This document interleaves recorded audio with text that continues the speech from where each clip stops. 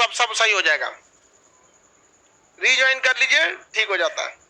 कभी कभी मशीनरी है, ये भी क्या करेगा, हो जाता है। चलिए ध्यान दे बहु, केसिका तो केवल कपड़े में भी नहीं होता, हर जगह क्या होता है केसिका। तो जैसे आप देखिए ईंटे द्वारा पानी सोखना केसिकत। जब आप ईंटा खरीद के लाते हैं घर बनवाने के लिए तो उसमें क्या डाल दिया जाता है, पानी डाल दे, ताकि वो पानी को क्या कर सके, सोख सके। और अगर पानी नहीं डालिएगा ना तो सीमेंट में जो पानी डाले उससे जरा उसका पानी सोख लेगा और सीमेंट गया काम से तब, क्योंकि सीमेंट में 24 घंटे तक शुरुआत में नमी रहनी चाहिए, वहां पे नमी नहीं रहेगा ना काम खत्म। अब ईंटा लाए, ईंटा रख के उसको जोड़े, वो ईंटवा क्या करेगा, उसके अंदर क्या है, केसिका तो है, तो पूरा पानी किसका सोख लेगा, सीमेंट का। गदो नहीं छूटा है, शुरू से बता रहे हैं। सीमेंट का पानी क्या कर देगा, सोख लेगा। तो वो क्या होगा, सीमेंट का पानी कम हो गया, अब सीमेंट ऊपर सूखा हुआ रहेगा, 2 दिन बाद ईंट ढकेलिएगा, दीवार क्या हो जाएगा, गिर जाएगा। इसलिए पहले देखिएगा मिस्त्री क्या करता है, ईंटवा को भर पेट पानी पिला देता है, वो अपना केसिकत से सोख ले। दिया में पत्ती का ऊपर, दिया जो होता है उसमें जो बत्ती होता है उसमें तेल का ऊपर चढ़ना केसिकत, पारा में थर्मामीटर में पारा का चढ़ना केसिकत, मिट्टी द्वारा जल सोखना केसिकत, घड़े से पानी का बाहर आना केसिकत। समझ में आ गया कि नहीं। बत्ती को अगर हम हाथ से इसे मल देंगे तो केसिकत क्या हो जाएगा, टूट जाएगा, टूट जाएगा, कनेक्शन टूट जाएगा। अब क्या तेल ऊपर आएगा, नहीं आएगा। चलो बाबू ध्यान से समझो, घड़े से पानी का बाहर आना केसिकत, पूरा आ जाता है, थोड़ा थोड़ा थोड़ा थोड़ा आता है। और वह जो बाहर पानी आता है वो सारी अंदर की उष्मा को लेके कहाँ जाता है, बाहर, और बाहर क्या हो जाता है, उड़ जाता है। इसलिए घड़े के अंदर का पानी ठंडा रहता है। लेकिन कुछ कुछ ऐसा होशियार होता है सब, घैलिया में हाथ डाल के अब साफ कर देता है, सब गंदा हो गया होगा साफ कर दे, बैल सब अंदरवा से साफ कर देगा, सही से धो के हाथ से खूब अच्छा से मल देगा। तो जो अंदर छोटे छोटे सुराख थे यानी केसिकत्व के थे, सुराख यानी केसिकत्व थे, वो क्या हो जाता है, बंद हो जाता है। अब घड़े से बाहर पानी आएगा नहीं, तो ऐसा घड़ा को कहा जाता है पागल घड़ा, वो पानी ठंडा नहीं करता है। तो कभी भी घड़ा साफ कीजिएगा तो हल्का सा पानी गर्म करके या फिर उसमें साबुन सरफ उरफ घोल के, जो चीज घोलना है उसमें जैसे साफ करना है आपको, उससे क्या कर दीजिएगा, साफ कर दीजिएगा। ज्यादा गंदा हो गया है हार्पिक से साफ कीजिए लेकिन हाथ से नहीं मलिए वहां पर। समझ में आ गया, सरफ डिटर्जेंट गर्म पानी उसमें डाल दीजिए और बस उसको क्या कर दिया जाता है, खंगाल दिया जाता है। बाहर से जितना रगड़ना है रगड़िए, लेकिन अंदर से नहीं, वरना अंदर से अगर रगड़ देंगे तो गड़बड़ हो जाएगा वहां पर। आगे बढ़ जाए, किसी का तो समझ में आ रहा है कि नहीं आ रहा है, किसी को दिक्कत है, किसी का तुम्हें द्रव द्वारा ऊपर चढ़, तो किसी का तो को तोड़ा जा सकता है कि नहीं। जो दिया में बत्ती होती है ऊपर चढ़ने वाली, इसको अगर मसल देंगे हाथ से तो क्या हो जाएगा, टूट जाएगा। घड़ा को अंदर से अगर क्या कर दे, हम साफ कर दे तो क्या हो जाएगा, केसिका तो क्या हो जाएगा, टूट जाएगा, केसिका तो टूट जाएगा। खेत में जब बारिश होता है तो पानी अंदर सोख लेता है, किसके वजह से, केसिका। अच्छा, अगर पानी अंदर सोख लिया है तो पानी बाहर भी आ सकता है, क्योंकि जिस रास्ते से गया है सोखा है वापस भी कर सकता है कि नहीं। अब किसान को पता होता है कि अगर बरसात में पानी हुआ है तो खेत के अंदर क्या जा चुका है, पानी, खेत के अंदर क्या जा चुका है, पानी। समझ में आ गया कि नहीं आ गया, खेत के अंदर क्या जा चुका है, पानी जा चुका है। अरे गधा नहीं छूटा है रे, बता रहे वही शुरू से बता रहे, फिर भी इसको लग रहा है छूट चुका है।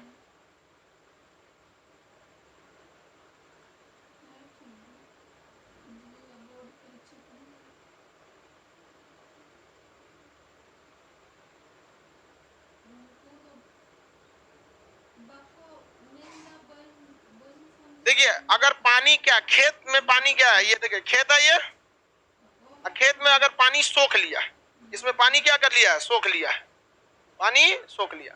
अब पानी जब अंदर सोख लिया इसमें, तो अगर बारिश बंद हो जाएगी और धूप ज्यादा निकलेगा तो इसके अंदर का पानी बाहर भी निकल सकता है, किसके कारण, केसिकत। अब धीरे धीरे पानी क्या निकलेगा, बाहर निकलेगा, और जैसे बाहर निकलेगा पानी, ऊपर क्या चमक रहा है, धूप, और पानी को क्या कर देगा, उड़ा देगा। तो किसान को लॉस हो गया कि नहीं हो गया।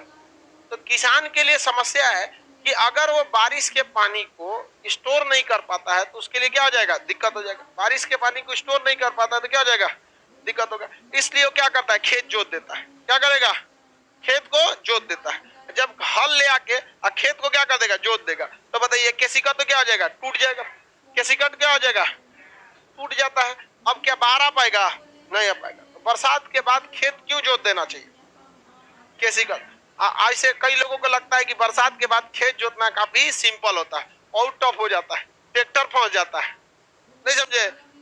हल से अगर जोत रहे हैं तो थोड़ा सा इजी है। अब हल से जोतता ही कितने लोग हैं, 1-8% किसान हल जोतते हैं बैल वगैरह से। अब सब किसे जोतते हैं, ट्रैक्टर। तो ट्रैक्टर को क्या मतलब बनता है, अब पानी पानी में तो और उसको क्या हो जाता है, दिक्कत हो जाता है, बहुत ज्यादा उसका तो काम नहीं है पानी का। तो केसिका तो तोड़ देना भी जरूरी है। क्वेश्चन पूछता है, क्या जड़ द्वारा पानी सोखना केसिका तो है? बिल्कुल है। जड़ द्वारा पानी सोखना क्या है, केसिका नहीं है तो बताओ। देखिए जाइलम सोखता है और साथ साथ रूट हेयर जो होता है, आपको पढ़ाए थे, याद कीजिए बॉटनी में, कि जो जड़ होती है ये पानी नहीं सोखती है, बल्कि इसके अंदर का जो रूट हेयर होता है ये किस विधि द्वारा, केसिका तो पानी को सोखता है, और ये यहां तक पानी को लेके आते हैं। इसके ऊपर कौन ले जाता है, जाइलम। तो जो जड़ पानी सोखता है उसमें दो लोगों का योगदान है, एक आपका केसिका तो है ही है, साथ ही साथ क्या है, जाइलम भी। इसलिए क्वेश्चन पूछेगा, इनमें से किस एक में केवल और केवल कारण केसिका तो नहीं है। तो जड़ द्वारा पानी सोखने में केवल एक ही कारण है केसिका, क्या है उसके साथ, जाइलम। जबकि घड़े से बाहर पानी निकलना केवल केसिका, कपड़े पर स्याही का फैल जाना केवल केसिका, समझ में कि नहीं, पारा का ऊपर चढ़ना केवल केसिकत। तो इसमें केसिकत के साथ साथ क्या लगा हुआ है, जाइलम भी लगा हुआ है। तो केसिकत जो होता है वो छोटी नली में द्रव का ऊपर चढ़ना क्या कहलाएगा, केसिकत। समझ में आ गया कि नहीं आ गया।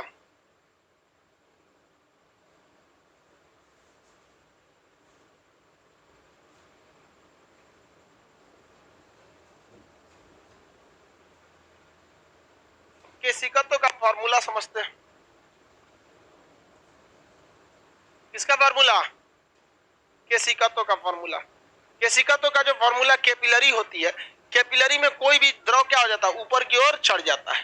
केसिकत में कोई भी द्रव कहां चढ़ जाता है, ऊपर की ओर चढ़ जाता है। जब द्रव कहां चढ़ता है, ऊपर की ओर, केसिकत में ऊपर की ओर, तो कितना हाइट पे चढ़ेगा, उसके लिए फॉर्मूला H बराबर 2t cos theta, 2t cos theta बटा RdG, 2t cos थीटा बटा RdG, 2t cos थीटा बटा RdG, 2t cos थीटा बटा RdG, 2t cos थीटा बटा RdG।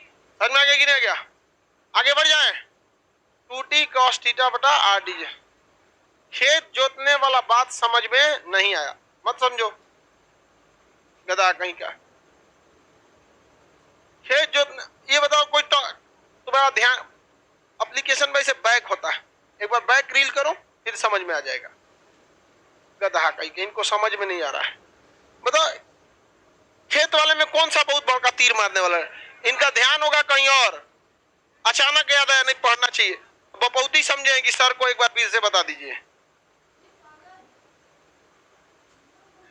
2t cos theta by RdG, जहां t क्या है भाई, सरफेस टेंशन, क्या है, सरफेस टेंशन। थीटा क्या है, कोण है, कौन सा कोण है, तो नौचंद्रक कोण है। आगे पढ़ना है नौचंद्रक कोण।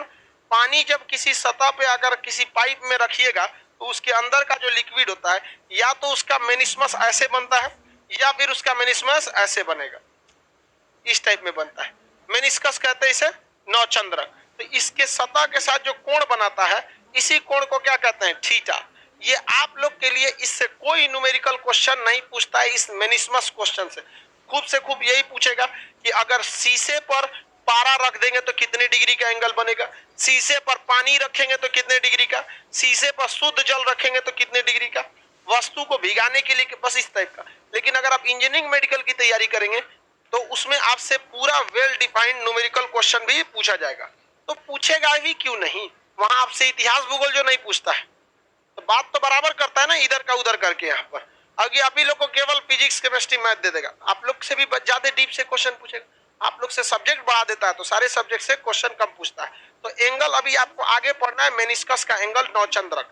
ये थीटा का वैल्यू आपको न्यूमेरिकल में दिया रहेगा, थीटा का वैल्यू क्या रहेगा, दिया रहेगा। समझ में आ गया कि नहीं आ गया। आप बताइए साईं, अगर 0 डिग्री रखें, क्या रख दें, 0 डिग्री, कितना डिग्री रखें, 0, तो कॉस थीटा का वैल्यू अधिकतम हो जाता है। और 90 डिग्री पर, 90 डिग्री पर बताइए, अगर पृष्ठ तनाव ज्यादा रहेगा तो ऊंचाई, पृष्ठ तनाव ज्यादा तो ऊंचाई ज्यादा हो जाता है। किसी को कोई दिक्कत? पृष्ठ तनाव ज्यादा होने पर ऊंचाई। बताइए, अगर किसी चीज की त्रिज्या, कोई पाइप है, ये पतला वाला पाइप है, एक दूसरा पाइप लेते हैं मोटा वाला पाइप, ये मोटा वाला पाइप ले लेते, इस पाइप की मोटाई ज्यादा है तो इस पाइप की मोटाई कम है, इसकी मोटाई क्या है? कम है। बताइए, किसकी त्रिज्या ज्यादा है? ब्लैक वाले का। ब्लैक वाले का त्रिज्या ज्यादा है। ब्लैक वाले का त्रिज्या क्या है? ज्यादा है। अब बताइए, अगर हम त्रिज्या ज्यादा रखेंगे तो ऊंचाई कम, त्रिज्या ज्यादा रखेंगे तो ऊंचाई कम। किसी को दिक्कत? तो इससे आप, इस फॉर्मूला से आप बता सकते हैं कि नहीं बता सकते हैं? अब इसी आधार पर बताइए कि अगर हम कभी भी एक ऐसा द्रव रखें जिस द्रव का घनत्व तो बहुत ही गाढ़ा हो, बहुत ही ज्यादा घना हो, तो घनत्व तो बढ़ाने पर ऊंचाई क्या हो जाता है? घट जाता है। घनत्व बढ़ाने पर ऊंचाई घट। कोई दिक्कत है किसी को? आगे बढ़ जाए। घनत्व बढ़ाने पर ऊंचाई घट जाए। तो इस फॉर्मूला के आधार पर बता सकते हैं कि नहीं बता सकते हैं? बताइए तो, पतले द्रव, पतले पाइप में या मोटे पाइप में किसमें द्रव ज्यादा ऊंचा चढ़ेगा? हाँ, मोटे पाइप में चढ़ेगा। किस पाइप में चढ़ेगा? जी का वैल्यू कितना लिया जाएगा? जी का वैल्यू जब न्यूमेरिकल रखते हैं तो कितना रखते हैं? 10। न्यूमेरिकल के टाइम पे 10, अदरवाइज में 9 पॉइंट, अदरवाइज में कितना रखा जाता है? 9.8। किसी को दिक्कत? H बराबर बताइए, 2t cos theta by R D. समझ में आ जाएगी? नहीं आ गया?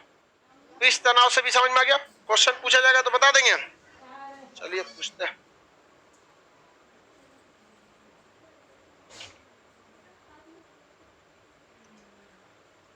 पारे का ऊपर चढ़ना किसके कारण?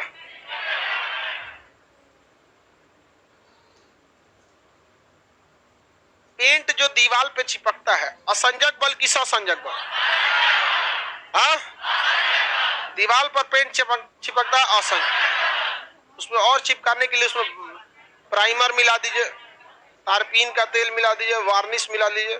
प्राइमर लोहे पे चिपकाया जाता है, लोहे पर पेंट डायरेक्ट नहीं चिपकता है। तो इसके लिए एक दूसरे टाइप का पेंट आता है जो लोहे को बहुत तगड़ा पकड़ लेता है, तो उसे कहते हैं प्राइमर। तो पहले आदमी क्या मारता है? प्राइमर। अब पेंट जो करता है वो लोहे के ऊपर नहीं, प्राइमर के ऊपर। इसके ऊपर, प्राइमर के ऊपर। तो जब कोई भी चीज नहीं चिपकता है तो उसके जगह पे एक सब्सिडरी मारते हैं लोग, क्या जी? प्राइमर। तो प्राइमर का असंजक बल ज्यादा, प्राइमर का असंजक बल ज्यादा। तो प्राइमर का बस एक ही काम है, असंजक बल का वैल्यू बढ़ा देना। मेकअप वगैरह में भी देखिएगा तो क्या रहेगा? एक आता है प्राइमर। अब ये ना कि लोहा वाला प्राइमर मार दे लोहा वाला प्राइमर के बाद लगा यहाँ पर। तो अगर प्राइमर मार देंगे तो असंजक बल का वैल्यू क्या करेगा? बढ़ा। तो पेंट गिरेगा, डायरेक्ट लोहा पे पेंट मार देंगे तो परत दर परत उखड़ने लगता है। कभी देखे लोहा परत दर परत उखड़ने? अब पहले क्या मार दीजिए? प्राइमर, कब वो ना उखड़ेगा, तब कभी नहीं होगा। यहाँ पर समझ में आ गया लड़की लोग को? प्राइमर का यूज तो आप लोग को पहले से पता है, ये सबको नहीं पता। लड़का पे प्राइमर काम करेगा? तो घास का मैदान पे आदमी प्राइमर का वो काम करते है।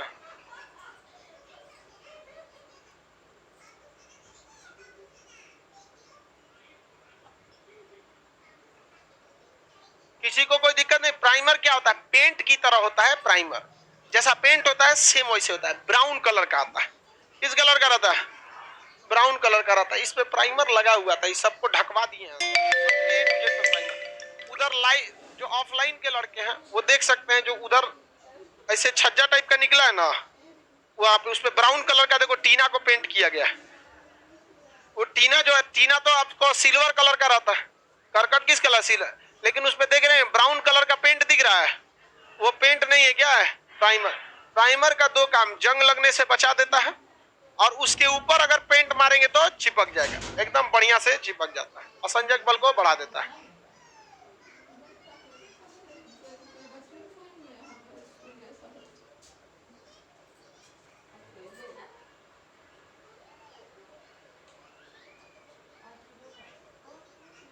बाबू हम कह रहे हैं कि सर आप बस ये एग्जाम्पल क्यों हम एग्जाम्पल इसलिए देते हैं कि आपको अच्छा से समझ में आए।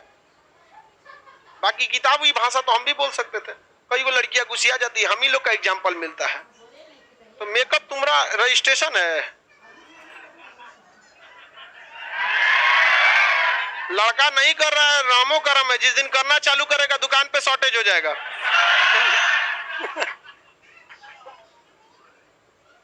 अजब वाले सामान में कौन चीज हम इसलिए बताते हैं आपको अच्छे से समझ में आ सके। हम लोग उस समस्या को झेले हुए हैं। हम लोग के टीचर बता देते थे असंजक बल के कारण अलग अलग वस्तुएं चिपक जाती है, दिमागी काम नहीं करता था, कौन चीज चिपक गई लो नहीं समझे। अगर हम बस ऐसे व्यवहारिक एग्जाम्पल नहीं देंगे नहीं समझेंगे।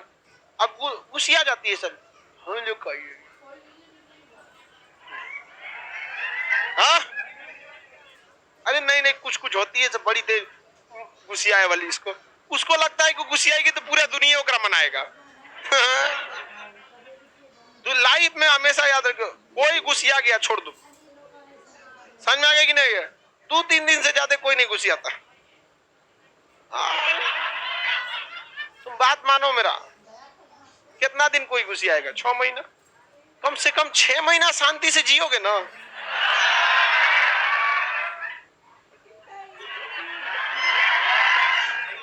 नहीं समझे? तो गुस्सियाने की चिंता थोड़ी होती है, बस उसको बताने का हमको टेंशन है गुस्सिया हो, लेकिन बाद में तो कम से कितना दिन शांति है।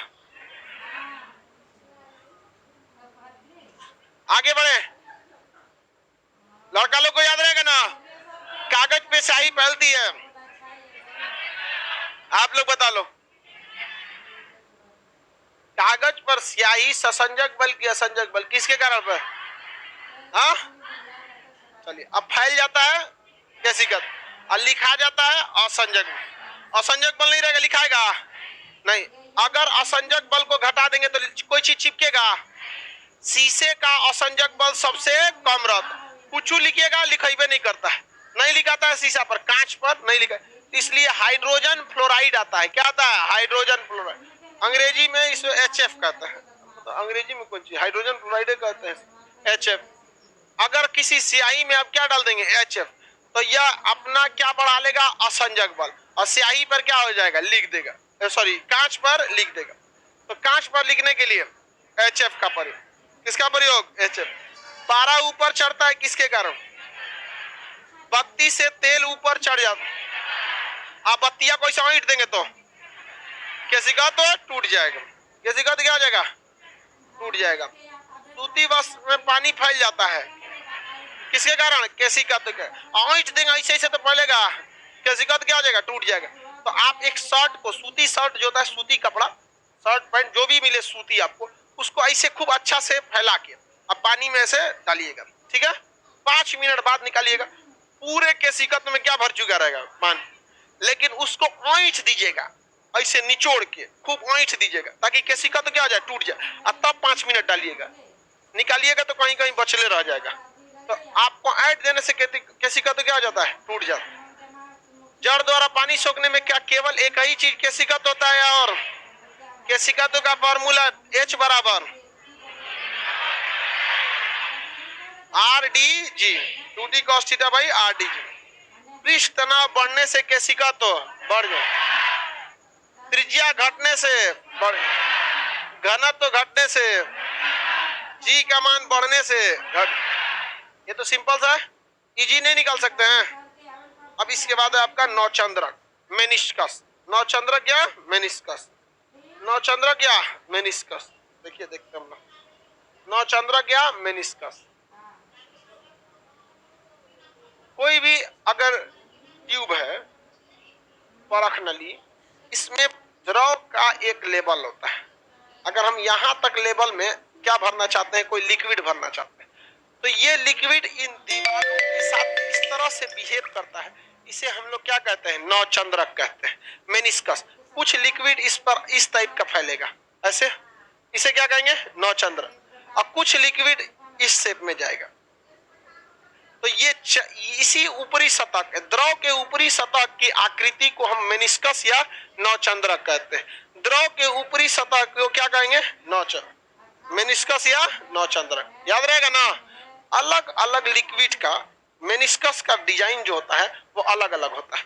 लेकिन आप लोग से बेसिकली जो पूछा जाता है वो पारा और जल का पूछा जाता है। किसका किसका? पारा और जल का।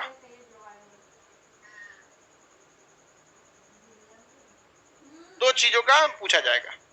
जैसे जल का मेनिस्कस देखिएगा तो ये अपने सतह से ऊपर की ओर भी चला जाता है, जितना द्रव रहता है ना उससे भी ऊपर कौन चला जाता है? जल। तो जल का मेनिस्कस ऊपर से धंसा हुआ रहता है और पारा का जो मेनिस्कस होता है वो ऊपर से इसे उठा हुआ रहता है। पारा का क्या रहता है? उठा हुआ रहता है। तो बताइए धंसे हुए को, इसे धंसे हुए को क्या कहते हैं? अवतल। धंसे हुए को अवतल यानी कनकेव, और उठे हुए को उत्तल, इंग्लिश में कन्वेक्स। तो कनकेव और कन्वेक्स, कनकेव और कन्वेक्स, कनकेव और कन्वेक्स, याद रहेगा ना? कनकेव तथा कन्वेक्स, कनकेव तथा कन्वेक्स। दो तरह के आपको क्या मिलेगा? नौचंद्रक मिलेगा, दो तरह का।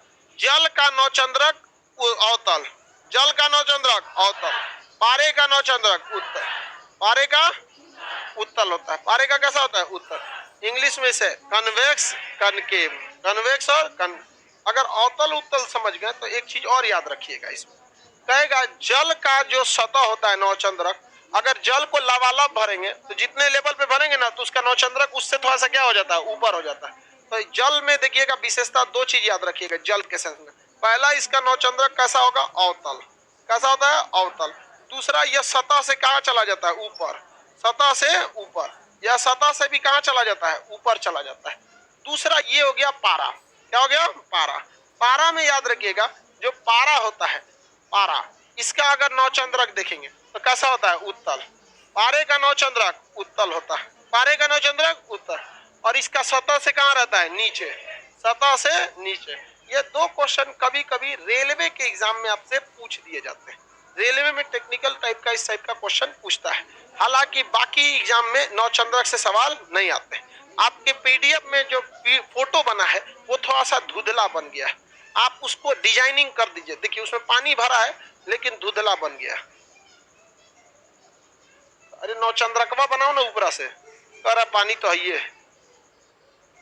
नौचंद्रक ऐसे ये वाला शेप बनना चाहिए, उसको कलम से और क्या कर दो? अच्छा कर दो, गाढ़ा कर दो, और उधर जो पनिया कम है उसको भी कर दो।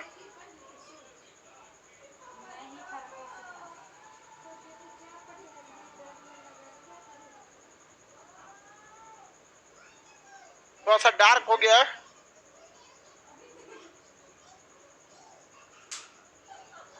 बना लिए? रवि कुमार राजभर, आपको इतना सब्जेक्ट याद कैसे रहता है? दिन भर का हमारा यही काम है।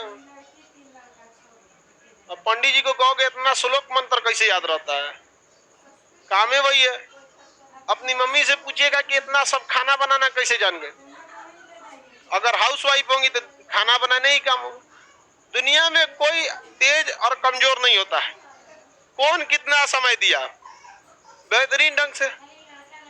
हम गाड़ी चला लेते हैं लेकिन जब पार्किंग करना होता है, वो भी पैरेलल पार्किंग, कम जगह रहता है तो 5 बार 6 बार मुड़ा के ले आके बाइकिंग में पार्किंग करना पड़ता। हमारा ड्राइवर एक बार में लगा देता है, तो क्या कहेंगे कि कैसे इतना अच्छा कर लेते हो? दिन भरों का काम है ये।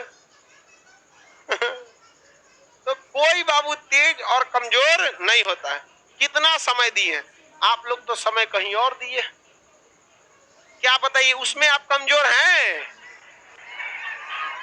नहीं ना, बस समय कहाँ दिए हैं ये मायने रखता है। लेकिन हमको ताज्जुब होता है कई कई को, वो बेचारा उसको मेहराया भी नहीं है और तब भी पढ़ने में कमजोर है। या तो तुमको मारा किसने? पबजी। ओहो।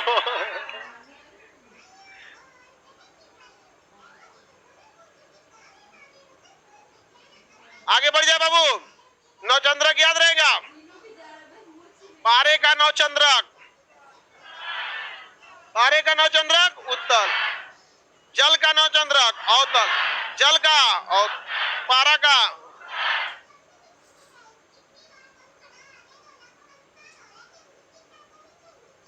पारे का नौचंद्रक सतह से ऊपर की नीचे, और जल का ऊपर। आप में से कोई भी आईआईटी नीट इस सब का तो बैच का यहाँ नहीं रहता है, ये सब वहां से लात खा के आए हैं। आप लोग वहीं की अभी आप बीटेक कर रही हैं, तो आप तो वो, हाँ, तो आपका तो वो हो गया ना, एंट्रेंस का तो काम खत्म। अब तो आप पढ़ाई में है। कौन सा सेमेस्टर है आप? थर्ड सेमेस्टर, यानी सेकेंड ईयर का आधा। मैकेनिकल से बढ़िया है। कहाँ से करती हो? तो तुम इंजीनियरिंग करती हो, फिजिक्स आके यहाँ पढ़ती हो। वहां तो और खतरनाक मैकेनिक्स पढ़ाएंगे। वहां का तो मतलब वो तो अप्लाइड मैकेनिक्स हो जाता है, पूरा मशीनरी वगैरह का यूज। अयो मैकेनिकल इंजीनियर है। दूर से जो तुमने देखो, सही लक्षण लग रहा है का इंजीनियर लायक है नहीं है। वही हम कहे कि इंजीनियर हमारे पास एक से एक रहता है, सब हर वेराइटी का रहेगा। हाँ?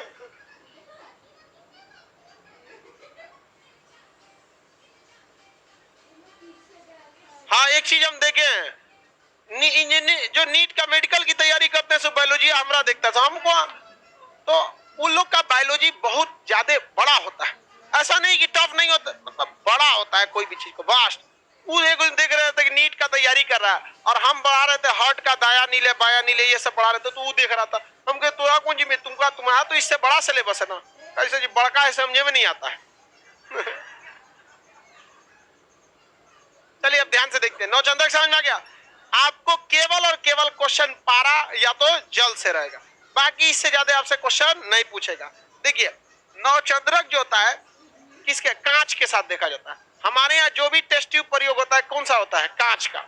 प्रयोगशाला में जितने चीज होते हैं सब किसके, पायरेक्स कांच के प्रयोग किए जाते हैं। समझ में आ गया कि नहीं?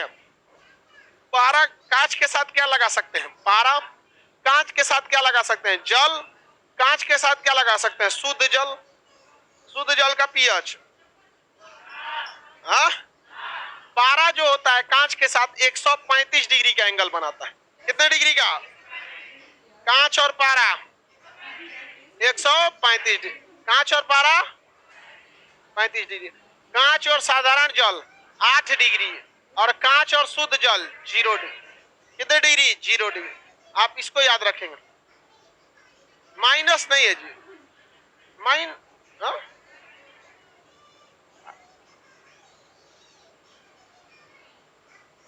अरे वो गलती से हो गया होगा। माइनस कहां से आएगा? एंगलवा माइनस में होता है, उसमें दे दिया रहेगा तो कुछ मान लेगी लोग। अरे उसको देखो ये प्लस कर रहा है, उसको कर रहा माइनस दिया तो प्लस कर देंगे। एंगल माइनस में थोड़ी, माइनस में करने का 180 से घटा के ला जाइए। एंगल माइनस में रहता है। माइनस का मतलब है डायरेक्शन उल्टा है। जब डायरेक्शन उल्टा है तो 180 में से घटा लीजिए। वो गलती से माइनस दे दिया। कितना डिग्री होता है? हाँ, 8 डिग्री। समझ में आ गया कि नहीं? सिल्वर और वाटर में ये नहीं पूछेगा बाबू, होता है 90 डिग्री है। सिल्वर वाटर 90 डिग्री होता है। चांदी और जल में 90 डिग्री होता है। लेकिन ये सब उतना ना पूछता है। आपसे कितना पूछेगा? जल वाला जल पर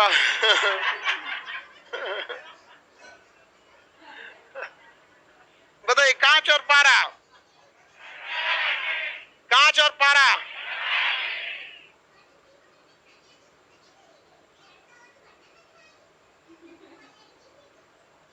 कांच और पारा, कांच और जल, कांच और शुद्ध जल, जल और चांदी। जल चांदी समझ में आ गया कि नहीं आ गया? ये याद रहना चाहिए। 0 डिग्री और 90 डिग्री है। 0 डिग्री किसी में शुद्ध जल में। जब कोण जो होता है, जब कोण 0 डिग्री हो तो वस्तु भीगेगी नहीं, वस्तु नहीं भीगेगी। 0 डिग्री पे भीगती है नहीं, एकदम शुद्ध जल पर उस कांच को वो नहीं भीगा पाता है। कांच को नहीं भीगा पाता, ये कांच से रिलेटेड है, उसको नहीं भीगा पाता। वस्तु को भिगाने के लिए कोण 0 से क्या होना चाहिए? अधिक। 0 से क्या होना चाहिए? अधिक होना चाहिए। यहाँ पर जब कोण न्यून कोण यानी 90 डिग्री से कम रहता है तो सतह से भी ऊपर उठ जाता है। समझ में आ गया कि नहीं आ गया? 90 डिग्री के पास कितना हो जाता है? सतह से ऊपर उठ जाता है। आगे बढ़ जाएं, बताइए। पारे का नौचंद्रक, उत्तल की अवतल, जल का नौचंद्रक, पारे का। पारा सतह से ऊपर की नीचे? सतह से भी नीचे रह जाता है। कांच और शुद्ध जल में कितना डिग्री? कांच और साधारण जल में, कांच और पारा में 100। अब बचता है आर्किमिडीज का सिद्धांत, मेटा केंद्र घनत्व। आर्किमिडीज का सिद्धांत जब हो जाएगा तब बचेगा आपका इलास्टिसिटी। इलास्टिसिटी के बाद मैकेनिक्स समाप्त। आगे का क्लास